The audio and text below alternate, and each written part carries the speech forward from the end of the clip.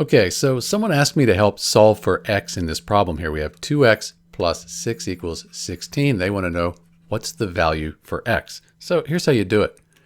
What I would probably do, I want to get x by itself. So I'm just going to subtract 6 from this side. But remember, this is algebra. What I do to one side, I've got to do it to the other. So 6 minus 6, that's 0. So I have 2x plus 0. Let's just call that 2x. And 16 minus 6, that gives us 10. Well, let's divide both sides by 2, because 2 divided by 2 is just 1x. Just call that x. And 10 divided by 2 is 5.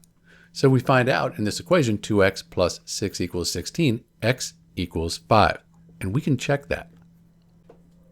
So we said x equals 5. So let's put 5 in for x. 2 times 5 is 10. 10 plus 6, that equals 16. That's how we know we did it right. This is a true statement. When x is 5, 2 times 5 is 10 plus 6. We get 16 here, 16 here. We're good. That's how you find x in the equation 2x plus 6 equals 16. The answer is 5. This is Dr. B. Thanks for watching.